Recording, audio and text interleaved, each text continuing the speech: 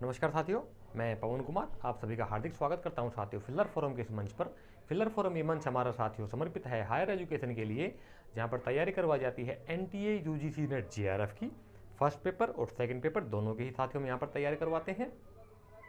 ठीक है, first paper में 11 बजे हमारी गोस्वामी सर क्लास लेते हैं, डेली दिन में 11 बजे हमारी क्लास चलती है। और सेकंड पेपर हिस्ट्री की क्लास डेली 1 बजे हमारी चलती है जिसके कि मैं खुद लेता हूँ। ठीक है, तो हमारा मौर्य काल चल रहा है साथियों। मौर्य काल में हमने इससे पहले चंद्रगुप्त मौर्य, बिंदुसार, अशोक और उसके उत्तराधिकारी वगैरह के बारे में पढ़ा। और कल हमने पढ़ा था साथियों प्रशासन के बारे में और प्रशासनिक अधिकारियों के बारे में। ठीक है, तो अब उसी चैप्टर को हम थोड़ा और आगे बढ़ाते हुए आगे के अधिकारियों के और प्रशासन के बारे में बात करेंगे, मौर्यों के बारे में। ठीक है, और हाँ, इससे पहले कि हम क्लास शुरू करें साथियों, एक एडिशनल इन्फॉर्मेशन आप सभी को दे देता हूँ मैं। 27 फरवरी संडे का दिन है, रात 9 बजे हमारी गूगल मीट होने जा रही है। हम लाइव डिस्कशन करेंगे गूगल मीट के ऊपर। सभी स्टूडेंट्स ध्यान दीजिए इस चीज़ के ऊपर, इस मैसेज को सर्कुलेट कर दीजिए। और रात को 9 बजे हिस्ट्री विषय से जुड़े हुए सभी प्रकार के सब्जेक्ट, सभी प्रकार के डाउट्स आपके और क्लास से संबंधित सभी प्रकार के डाउट्स जो भी हैं आपके, वो उसका हम शॉर्ट आउट करने का प्रयास करेंगे। ठीक है, तो रात को संडे को 9 बजे तैयार रहिए। लिंक आपको मिल जाएगा, या तो टेलीग्राम चैनल पर मिलेगा या जैसे भी होगा आपको बता दिया जाएगा पहले। ठीक है, तो रेडी रहिए। प्ले स्टोर से जाकर के गूगल मीट ऐप जो है डाउनलोड कर लीजिए तब तक, और इंतजार कीजिए। ठीक है, तो मौर्य काल में हमारा प्रशासन चल रहा था साथियों। ठीक है, प्रशासनिक अधिकारी और प्रशासन कैसे कैसे चलता था हमने कल देखा सारा। केंद्रीय प्रशासन, प्रांतीय प्रशासन और जिला प्रशासन। अब हम देख लेते हैं अधिकारी। तो सबसे प्रमुख अधिकारी थे साथियों, वो थे अमात्य, जिनको सचिव भी कहा गया है। अमात्य जो थे उनको सचिव भी कहा गया है। यूनानी भाषा में उनको सभासद या निर्धारक कहा गया है। सभासद या निर्धारक कहा गया है यूनानियों ने उनको, जो कि उपधा परीक्षण परीक्षा पास करके आते थे साथियों। ऐसा नहीं है साथियों कि अधिकारियों को भी ऐसे ही नियुक्त कर दिया था, उनका भी एक एग्जाम होता था एक प्रकार से, उनकी भी ट्रेनिंग होती थी बकायदा। जैसे आज हम बड़े अधिकारी होते हैं यूपीएससी लेवल के, तो उनका प्रॉपर तरीके से एग्जाम होता है, फिर उनकी ट्रेनिंग होती है, फिर उसको उनको प्रैक्टिकल तौर पे लगाया जाता है ड्यूटी में, ताकि वो अच्छे से अपनी ड्यूटी कर सकें। तो छांट करके ही लगाया जाता था। तो उस समय जो एग्जाम होता था, जो परीक्षा होती थी, उसे कहता था, उसे क्या कहते थे? उपधा परीक्षण।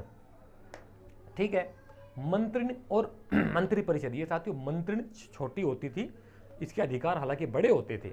मंत्री परिषद बड़ी होती थी, इसके अधिकार थोड़े कम होते थे। तो मंत्रिण में कौन कौन होते थे साथियों? मंत्रिण को मंत्री परिषद बोल देते थे, लेकिन मंत्रिण अलग है। मंत्रिण में खाली 5-7 लोगों का ही समिति होती थी एक प्रकार से, जो कि राजा के निजी सलाहकार होते थे। और मंत्री परिषद एक बड़ी होती थी, जिसमें कि 500 लगभग 500 सदस्य होते थे, और जिसका कि जिसका कि एक अपना अध्यक्ष होता था। तो मंत्रिण में साथियों इसको कैबिनेट भी बोल देते हैं। इसमें सदस्य कौन कौन से थे? युवराज होता था, राजा का बेटा युवराज या कुमार। प्रधानमंत्री जो मुख्य होता था, बोले तो आज का गृह मंत्री एक प्रकार से। ठीक है, सेनापति, आर्मी का लीडर, पुरोहित, धार्मिक प्रमुख और सन्निधाता। तो ये प्रमुख जो होते थे साथियों मंत्रिण के अंदर होते थे, ये सबसे महत्वपूर्ण अधिकारी होते थे।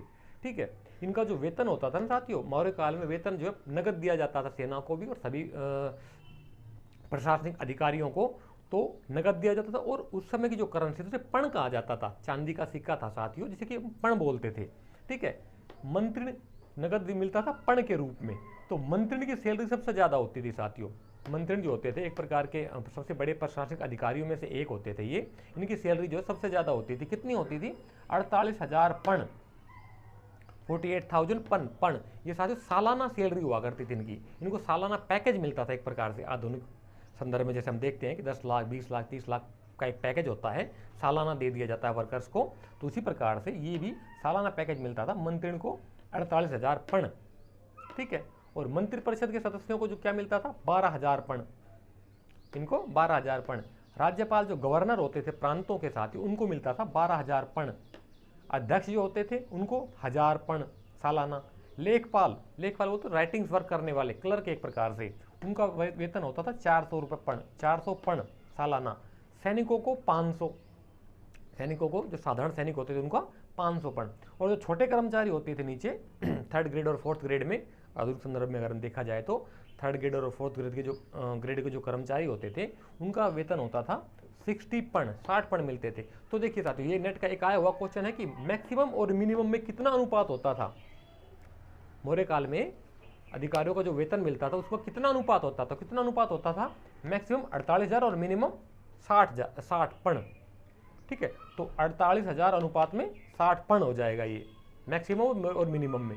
ठीक है, वो हालांकि अर्थशास्त्र में इससे कम वेतन के कर्मचारियों का भी उल्लेख मिलता है, जिनको कि केवल मात्र 10 पण सालाना वेतन मिलता था, ऐसे भी कर्मचारियों को उल्लेख आया है। लेकिन ये मेन है, वो बहुत रेयर केसेज में होता है वो।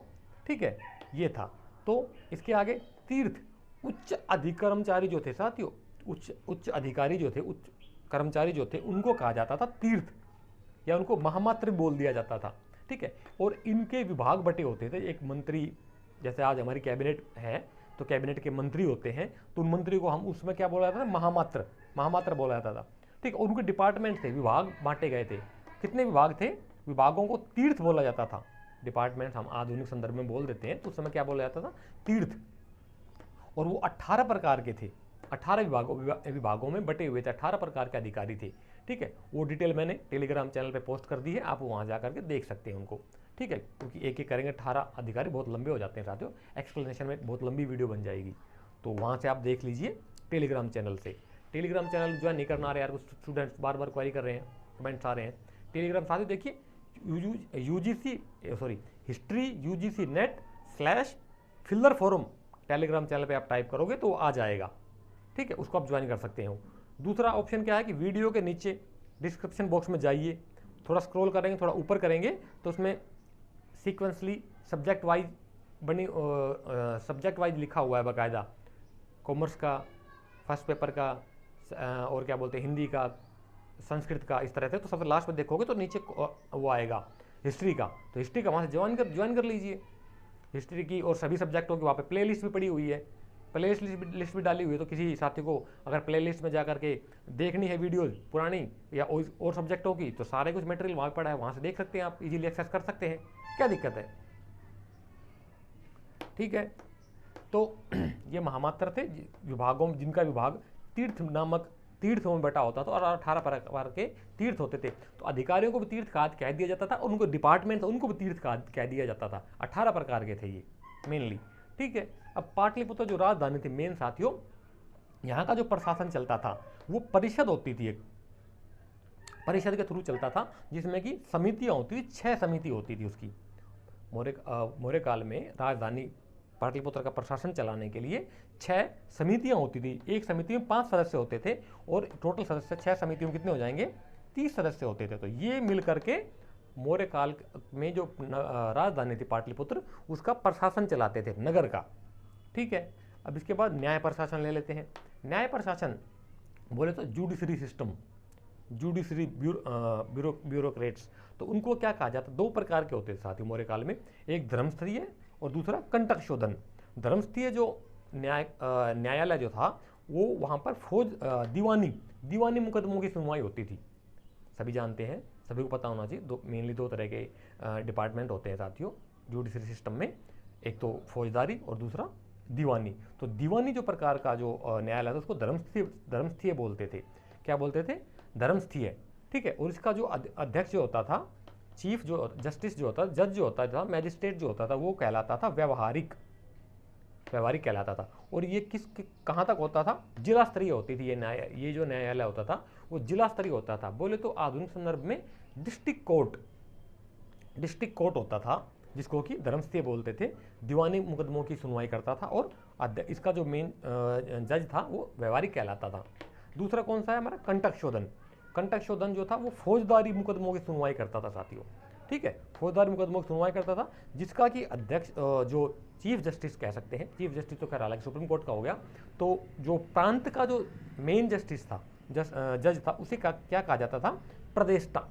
क्या बोलते थे, प्रदेष्टा। और जो कि प्रांतीय स्तर पर सुनवाई होती थी, जिला स्तर पर अगर कोई सहमत ना हो, आधुनिक संदर्भ में भी अगर हम देखते हैं साथियों, डिस्ट्रिक्ट कोर्ट के फैसले आते हैं, डिस्ट्रिक्ट कोर्ट से अगर कोई संतुष्ट ना हो तो वो अपील कर सकता है हाई कोर्ट के अंदर, जो कि हाई कोर्ट हर एक राज्य के अंदर एक हाई कोर्ट होता है साथियों। जैसे कि उत्तर प्रदेश का हाई कोर्ट इलाहाबाद में है, हर एक डिस्ट्रिक्ट में भी एक कोर्ट होती है छोटी, जिसको डिस्ट्रिक्ट कोर्ट बोल दिया जाता है, और वहाँ से वहाँ कोई मुकदमा आ जाता है, वहाँ से अगर कोई संतुष्ट नहीं हो पाता है तो वो हाई कोर्ट में अपील कर सकता है। हाई कोर्ट ज़्यादातर हर एक राज्य का एक होता है और राजधानियों में होता है, जैसे कि पंजाब और हरियाणा का हाई कोर्ट एक ही है चंडीगढ़ में, दोनों की राजधानी एक ही चंडीगढ़ और वहाँ पर ही हाई कोर्ट है दोनों राज्यों का, ठीक है। इसी प्रकार से हर एक स्टेट में एक अलग अलग अपना हाई कोर्ट होता है। वहाँ से अगर संतुष्ट ना हो तो फिर सुप्रीम कोर्ट है उनके लिए, नई दिल्ली में सुप्रीम कोर्ट में अपील अपना कर सकते हैं वो, उनको कॉन्स्टिट्यूशन ऑफ इंडिया हमारा ये राइट देता है। क्लियर हुआ? तो ये दो थे, और दो यहाँ से भी संतुष्ट ना हो तो फिर राजा का दरबार, राजा का दरबार खुला है, वहाँ आओ। ये क्लियर हो गया यहाँ तक का, ठीक है। अब थोड़ा और आगे देख लेते हैं साथियों। सैन्य प्रशासन बोले तो मिलिट्री सिस्टम कैसे चलता था साथियों? मिलिट्री सिस्टम, सैनिक छावनियाँ बटी होती थी जिनको कि गुल्म कहते थे। सैनिक जो होते थे, सेना जो होती थी छावनियों में बटी होती थी अलग अलग स्थानों पे, जिनको कि गुल्म कहते थे, और गुल्मदेह उनका वेतन होता था, उनके वेतन को कहा जाता था गुल्मदेह। आज भी अगर हम देखें ना साथियों तो मिलिट्री की अलग अलग बटालियंस बना दी गई है, राजपूताना बटालियन, गोरखा बटालियन है, जम्मू एंड कश्मीर बटालियन। तो इस हिसाब से अलग अलग क्षेत्रों में और अलग अलग काम के अनुसार अलग अलग डिवाइड कर दिया गया है। आर्मी को भी, आर्मी में डिविजन्स हैं, एयरफोर्स में भी है और नेवी में भी है, तीन मेन है, तीनों के अंदर भी अलग अलग डिविजन्स हैं, ठीक है। तो सैनिक कितने थे साथियों? प्लूटार्क कहता है कि 6 लाख सैनिक थे। प्लूटार्क कहता है कि चंद्रगुप्त मौर्य की सेना में 6 लाख सैनिक थे। 6 लाख सैनिकों के थ्रू चंद्रगुप्त मौर्य ने पूरे भारत को रौंद डाला था, संपूर्ण भारत को जीत लिया था, विजित कर लिया था। कौन कहता है? प्लूटार्क। जबकि प्लिनी केवल 80,000 सैनिक बताता है। प्लिनी कितना बताता है? ओनली 80,000।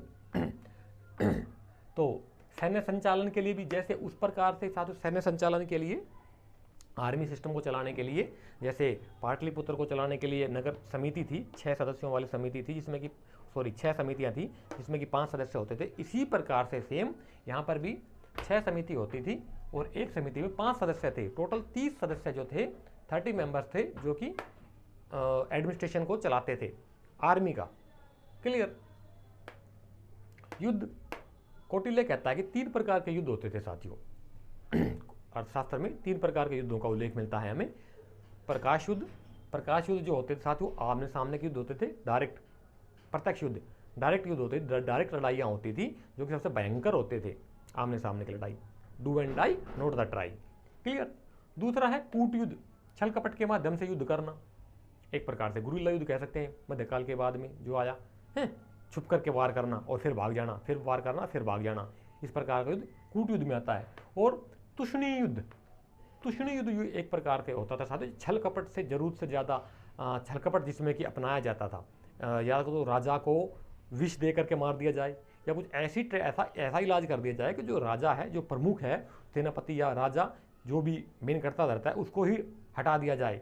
तो ऑब्वियस बात, जब राजा ही नहीं रहेगा सेना कैसे लड़ेगी, डिसीजन कौन लेगा राजा का? तो ये युद्ध जो कहलाता था वो तुष्णी युद्ध था।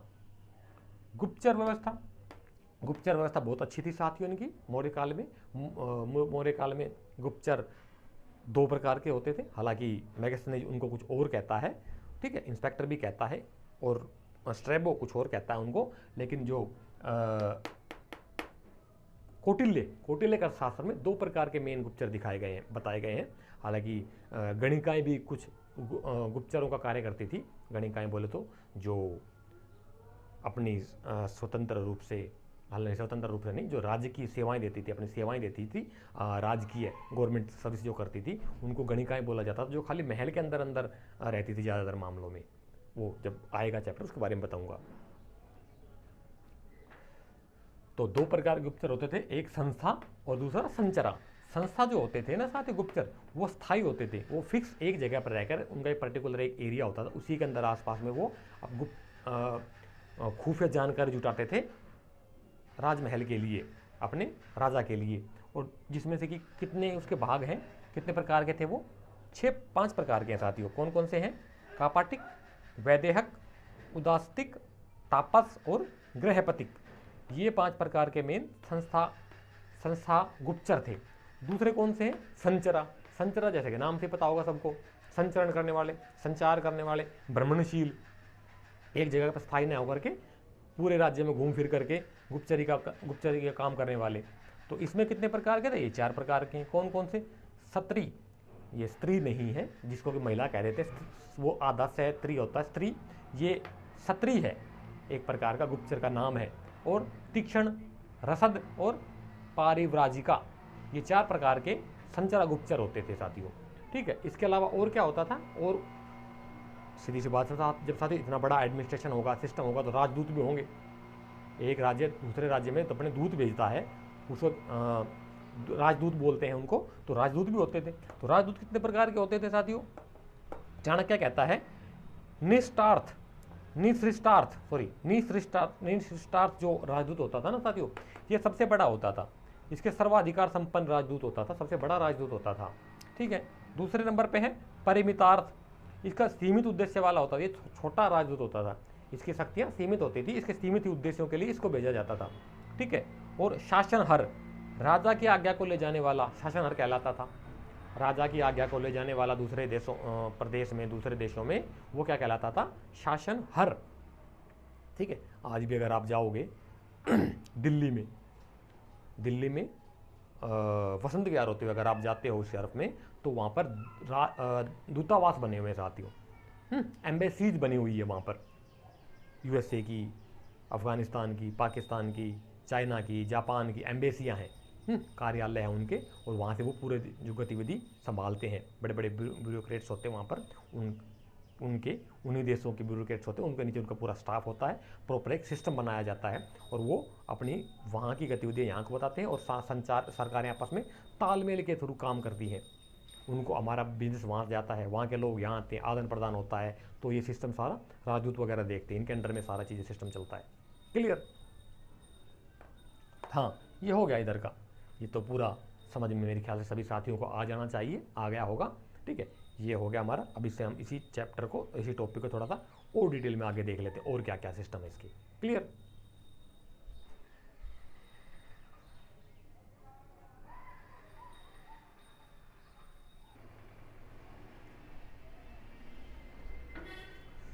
तो साथियों अब जरा भू राजस्व व्यवस्था देख लेते हैं। भूमि और उसके प्रकार कितने प्रकार के थे, और उसमें आय, प्राप्त होने वाली आय को क्या कहते थे।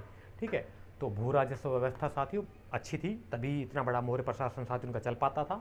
ठीक है, तो भूमि जो थी ना साथियों, भूमि का मालिक राजा भी होता था, और भूमि अपनी निजी संपत्ति भी होती थी। इससे पहले जो उत्तर वैदिक काल में जो था ना साथियों, भूमि का मालिक राजा को ही माना गया था। लेकिन हालांकि मैगस्थनीज और उस समय के यूनानी इतिहासकार भूमि का मालिक राजा ही बताते हैं, लेकिन कौटिल्य की अर्थशास्त्र में जिक्र आता है, उल्लेख मिलता है कि निजी संपत्ति भी होती थी, कृषकों की, किसानों की, जमींदारों की निजी भूमि भी होती थी, जिसके ऊपर वो खेतीबाड़ी करते थे।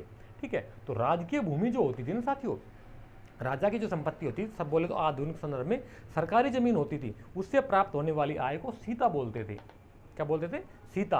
और यहाँ पर अगर वहाँ डायरेक्ट सी बात साथियों, सरकार खुद तो खेती करेगी नहीं, और ना ही राजा खेती करेगा, तो वो किसानों को दे देते थे खेती करने के लिए। अगर किसान अपने बैल, अपना हल, अपने उपकरण, अपना बीज और खाद लेकर के आते थे, तो उनको उपज में से 1/8 भाग मिलता था, 1/2 भाग मिलता था। कहीं कहीं पर अगर वो अपना इंस्ट्रूमेंट और अपना बैल, हल और उपकरण नहीं लाते थे, तो 1/3 से 1/4 भाग तक का उन्हें मिलता था, बाकी राजा का होता था। ठीक है, निजी भूमि होती थी, जिससे प्राप्त होने वाली आय को साथियों भाग बोलते थे। ठीक है, निजी भूमि से प्राप्त होने वाले आय को भाग बोलते थे, जो कि 1/4 से 1/6 भाग में कृषकों को टैक्स देना होता था, भू राजस्व देना होता था। किसको? राजा को, सरकार को, समय की प्रशासन को। ठीक है, हालांकि मैगस्थनीज 1/4 बोलते हैं, लेकिन कौटिल्य 1/6 बोलते हैं। तो ज़्यादातर मामलों में पूरे ही प्राचीन काल में साथियों भू राजस्व की जो दर रही है वो 1/6 रही है, 1/6। ठीक है, कौटिल्य 1/6 बोलते हैं दर को, मैगस्थनीज और डायोडोरस जो है 1/4 बोलते हैं। ठीक है, राजूक जो अधिकारी होता था वो भूमि पैमाइश का अधिकारी होता था। ठीक है, भूमि पैमाइश, भूमि को नापना। ठीक है, जैसे कि आजकल पटवारी का काम होता है, ये पटवारी एक अधिकारी होता है जो कि भूमि का नपाई तुलाई का काम उसी का होता है। समाज जो है साथियों 7 जातियों में बटा हुआ था उस समय का, मौर्य काल में समाज 7 जातियों में बटा हुआ था। कौन कहता है? मैगस्थनीज की इंडिका में उल्लेख मिलता है। तो सबसे पहले पर जो आता है समाज की जाति या समाज का वर्ग जो है वो दार्शनिक कहलाता था। दार्शनिकों में भी 2 प्रकार के दार्शनिक होते थे। ठीक है, दार्शनिक होता था ये समाज के सभ्य व्यक्तियों में से होते थे साथियों। ज़्यादातर पढ़ाई लिखाई एजुकेशन सिस्टम से का जो वर्ग था, ठीक है, उसको दार्शनिक बोला है मैगस्थनीज ने। तो इसमें दो प्रकार के होते थे, ब्रोकामेन गृहस्थ दार्शनिक और सारामेन सन्यासी, ठीक है, फिलोसफर एक प्रकार से। तो जो ब्रोकामेन तो ये गृहस्थ होते थे, बाल बच्चेदार होते थे, और जो सारामेन होते थे ये सन्यासी होते थे, जिनको बाल बच्चेदार नहीं होते थे, घूम फिर करके लोगों का भविष्यवाणी वगैरह करते थे। तो इसमें कौटिल्य कहता है कि अगर किसी भी सन्यासी की 3 बार लगातार भविष्यवाणी अगर गलत सिद्ध हो जाती है तो उसको आजीवन भविष्यवाणी ना करने की सजा दी जाती है कि दोबारा आप नहीं बोलो। क्यों? क्योंकि आपने 3 बार गलत भविष्यवाणी की है। ये इस प्रकार से समाज था। कृषक दूसरे नंबर पर साथ कृषक आते हैं। कृषकों की सर्वाधिक संख्या बताई गई है। वो भी सी बात है, जब कृषि प्रधान देश होगा तो कृषक सबसे ज़्यादा किसान ही मिलेंगे, लोग खेती बाड़ी से जुड़े हुए लोग मिलेंगे, और उससे और प्रोसेसिंग जो काम होता है उससे संबंधित लोगों को कृषक कहा गया है। तीसरे नंबर पर शिकारी, गडरिया, ग्वाला और चरवाहे आ जाते हैं हमारे साथियों। तीसरे नंबर पर कौन आते हैं? शिकारी शिकार करने वाले, गडरिए भेड़ बकरियाँ चराने वाले, ग्वाला गाय भैंस चराने वाले, और यही चरवाहे वगैरह इसी में आ जाते हैं ये सब। चौथे नंबर पर हमारे शिल्पी आ जाते हैं, कारीगर आ जाते हैं साथियों, रथ बनाने वाले, लोहे का सामान बनाने वाले लुहार, सोना का सामान बनाने वाले सुनार, चमड़े का काम करने वाले चर्मकार। तो ये जो शिल्पी जातियाँ हैं ये जो हैं चौथे नंबर पे आती थी, इनको शिल्पी या कारीगर कहा जाता था। पाँचवें नंबर पे योद्धा या सैनिक, आर्मी के लोग, सीधी सी बात है, पुलिस प्रशासन के एडमिनिस्ट्रेशन के लोग, सारे कर्मचारी से लेकर अधिकारी तक के सारे योद्धा की श्रेणी में रखे गए हैं।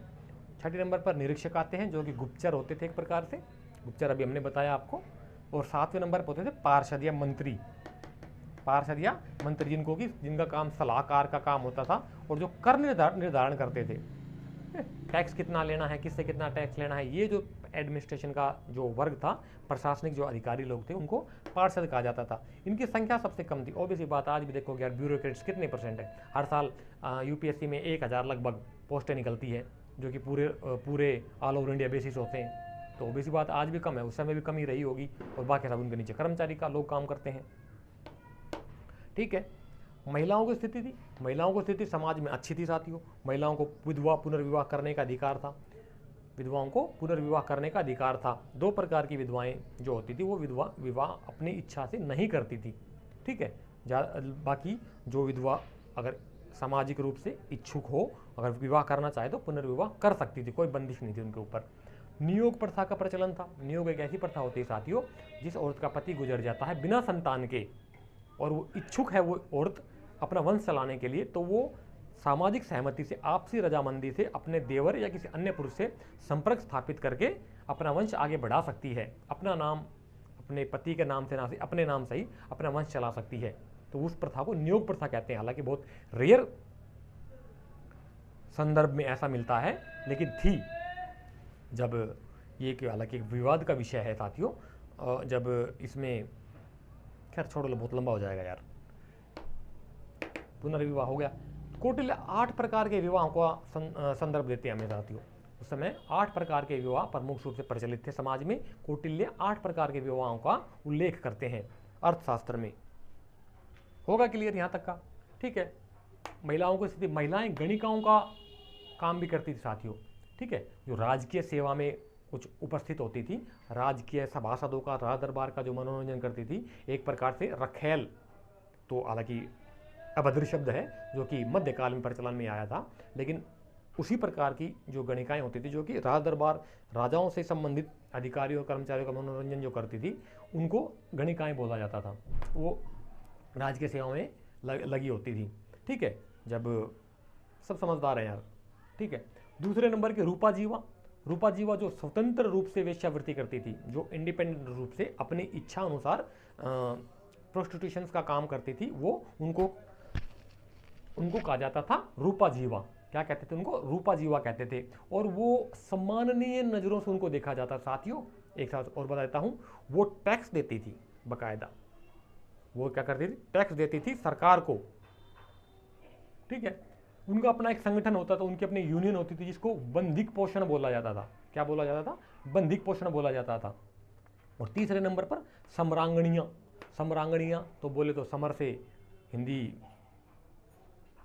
मीडियम के स्टूडेंट हो पता लग जाना चाहिए। समर बोले तो युद्ध क्षेत्र को समर बोल दिया जाता है, युद्ध के मैदान को समर बोलते हैं। तो समरांगनी मतलब युद्ध का काम या सेना से संबंधित जो काम करने वाली महिलाएं थी उनको समरांगनी बोल दिया जाता है।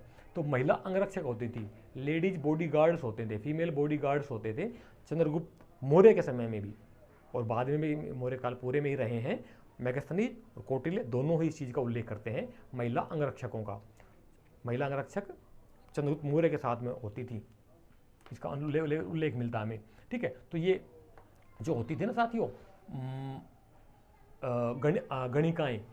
गणिकाएं स्वतंत्र रूप से पेशा करती थी अपना, और अलग अलग पोस्टों पे इनका वो था, क्या बोलते हैं, काम करती थी ये। ठीक है, जैसे कि समरांगणियाँ बोल दिया जाता था महिलाओं को।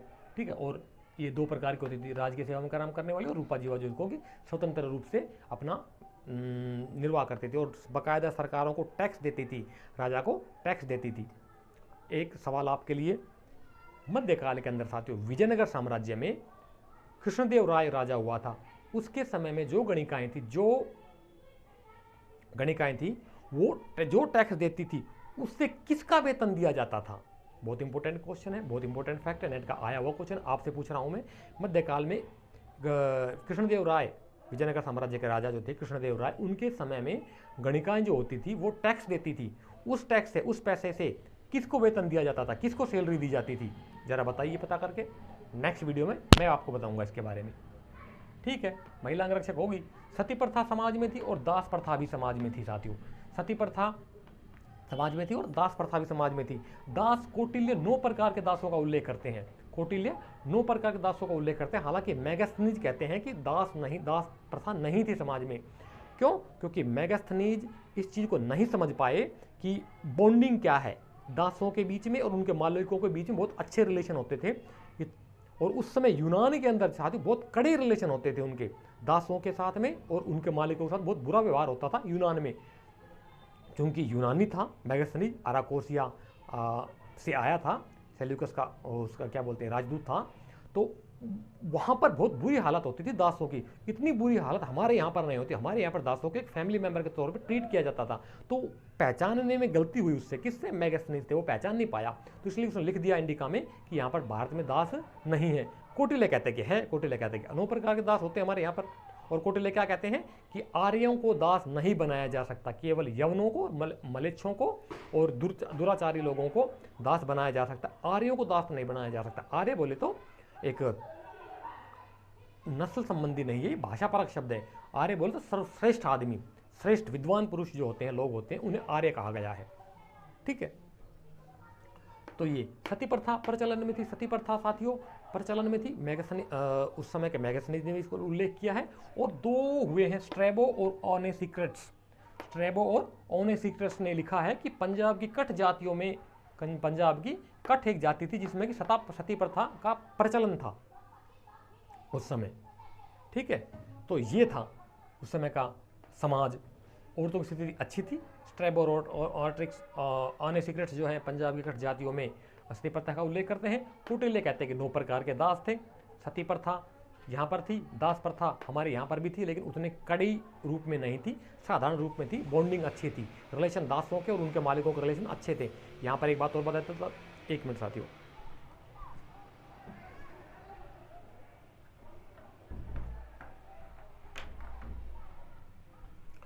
कौटिल्य जो है दासों के बारे में क्या कहते हैं कि अगर महिला दास है, दास महिला है और उसका मालिक से उत्पन्न कोई संतान है, कई बार क्या हो जाता है साथियों कि कोई मालिक है और महिला उसके घर में कार्य कर रही है, तो सहमति से या असहमति से या जबरदस्ती से मान लीजिए रिलेशन बन गए उनके, और उनसे जो संतान उत्पन्न हुई उसके बारे में कौटिल्य कहते हैं कि उसको पूरा अधिकार देना होगा उस मालिक को। किसका? उस संतान को अपने संतान के माफिक अधिकार देना होगा। उसकी परवरिश वैसे ही करनी होगी जैसे कि वो अपने संतान के तौर पे परवरिश करता है, और उसको संपत्ति में से भी, उसको संपत्ति का भी हकदार है, वो संपत्ति का भी हकदार होगा। जैसे और पुत्र पुत्रियां हैं उसके, वो भी संपत्ति का हकदार है। क्यों? क्योंकि वो खून उसी का है, उस मालिक का है। महिला की क्या गलती है इसमें? तो अच्छी व्यवस्था थी। क्लियर हुआ? आर्थिक जीवन कृषि प्रधान देश था साथियों, सदा से रहा है, आदिकाल से रहा हमारा देश कृषि प्रधान। अधिकतर लोग कृषि से ही जुड़े वाणिज्य व्यापार में लगे होते थे। ठीक है, आज भी देखोगे तो आप 60% से ज़्यादा आबादी हमारी कृषि खेती बाड़ी पर निर्भर करती है और उससे जुड़े हुए विभिन्न प्रकार के कार्यकलापों पर निर्भर करती है हमारी। ठीक है, तो कृषि, पशुपालन और व्यापार, इन तीनों को मिलाकर वार्ता बनती है। ये इसको क्या कहते, क्या कहा गया है उस समय में कि शब्द में वार्ता, कौटिल्य की अर्थशास्त्र में लिखा वार्ता शब्द। तो वार्ता से क्या अभिप्राय है? कृषि से संबंधित कार्य करने वाले, व्यापार से संबंधित कार्य करने वाले और पशुपालन से संबंधित कार्य करने वाले तीनों लोग इकट्ठी वार्ता कहा जाती थी। एक और बात बताता हूं, वृत्ति जो शब्द है ना साथियों, ये वृत्ति ओनली, ये जो शब्द है वृत्ति, वृत्ति का अर्थ होता है रोजगार। वृत्ति का क्या अर्थ होता है? रोजगार। वेश्या, प्रोस्टिट्यूट, वृत्ति मतलब रोजगार, वो रोजगार जो वेश्यावृत्ति के द्वारा किया जा रहा है। एक ऐसा रोजगार जिससे महिला अपने शरीर बेच के पैसा कमाती है, उसे वृत्ति कहा गया। कौन सी वृत्ति? वेश्यावृत्ति, प्राचीन काल का शब्द है। ठीक है, ये हो गया वार्ता कहलाता है। उद्योग धंधे, उद्योग धंधे क्या होता है साथियों? सूत और सूत की बुनाई, कताई और उनसे वस्त्र बनाना सबसे प्रमुख कार्य था उद्योग धंधों के अंदर, आदि सदा से रहा है साथियों हमारे यहाँ पर।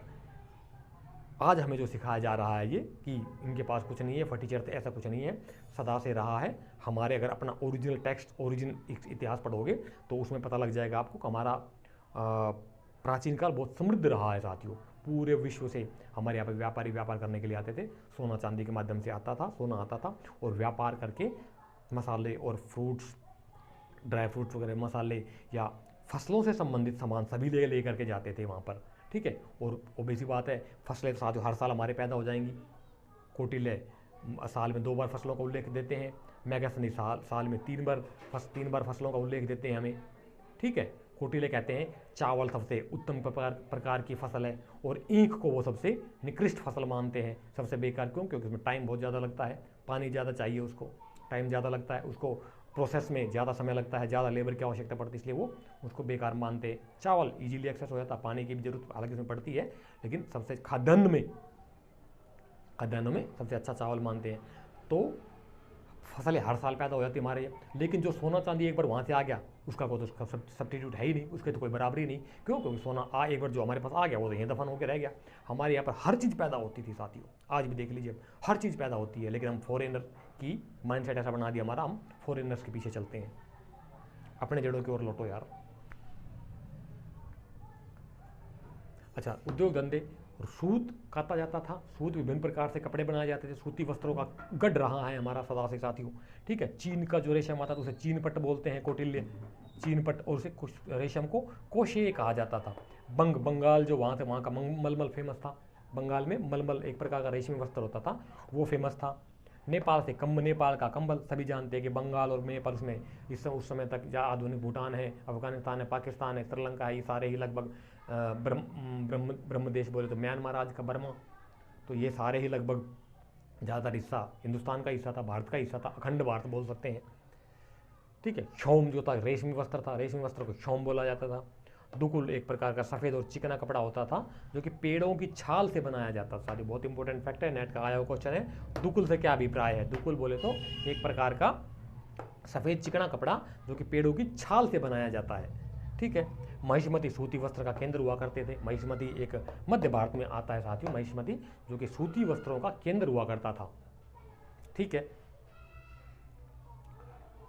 काफ़ी लंबा चैप्टर है, इससे संबंधित मैंने और भी डिटेल्स जो है टेलीग्राम चैनल पे पोस्ट कर दी है, वहाँ से आप ज्वाइन करके टेलीग्राम पे जा करके देख सकते हैं। टेलीग्राम पे को डाउनलोड कीजिए, जिन्होंने नहीं किया है उनके लिए सर्च कीजिए हिस्ट्री UGC net/फिल्लर फोरम, या ओनली फिल्लर फोरम डालोगे तो भी आ जाएगा, फर्स्ट पेपर के लिए भी और सेकंड पेपर हिस्ट्री के लिए भी। तो आप ज्वाइन कर सकते हैं दोनों चैनलों को ही, उस पर अपडेट्स मिलती रहती हैं। मैं खुद हिस्ट्री वाले चैनल पर खुद अपडेट्स डालता हूँ, वहाँ पे आप हिस्ट्री से संबंधित सभी प्रकार के अपडेट्स पा सकते हैं टाइम टू टाइम। ठीक है, तो वहाँ से आप ज्वाइन करके चले जाइए। अगर वीडियो के लिंक वीडियो के नीचे डिस्क्रिप्शन बॉक्स को आप ओपन करोगे और थोड़ा स्क्रॉल करोगे ऊपर तो नीचे आ जाएगा टेलीग्राम चैनल के लिंक मिलेंगे बहुत सारे, सभी सब्जेक्टों के। सबसे नीचे आपको हिस्ट्री का मिलेगा, वहाँ से आप ज्वाइन कर सकते हैं टेलीग्राम को। और 27 फरवरी रात को 9 बजे हमारा सेशन होने जा रहा है साथियों। लाइव मीटिंग का प्रोग्राम किया है हमने, ऑर्गेनाइज किया है कि लाइव मीटिंग सेशन रखेंगे हम, ताकि सभी स्टूडेंट्स की जो है कुछ क्वायरीज हैं, कुछ क्वेश्चंस है, वो डायरेक्ट हो उनको शॉर्ट आउट करने का प्रयास करेंगे। तो उसे प्ले स्टोर पर जा करके गूगल मीट डाउनलोड कर लीजिए और प्रिपेयर हो जाइए। आप क्या क्या सवाल पूछने आपने, क्या क्या है, जो भी आपका टॉपिक होगा सभी सवालों का आपका जवाब दिया जाएगा। तो सभी में मैसेज सर्कुलेट कर दीजिए, सभी को बोल दीजिए, ठीक है। तो ये आज का हमारा चैप्टर था, टॉपिक था प्रशासन, उद्योग धंधे, महिलाओं की स्थिति, भू राजस्व और भू राजस्व के प्रकार, भूमि के प्रकार। तो ये हमने चैप्टर क्लियर कर लिया है साथियों। इसके बाद हम कल और इसमें आगे और देखेंगे, ठीक है। तब तक आप कंटिन्यू स्टडी में लगे रहिए साथियों। आप सभी का बहुत बहुत धन्यवाद क्लास अटेंड करने के लिए। जय हिंद, जय भारत।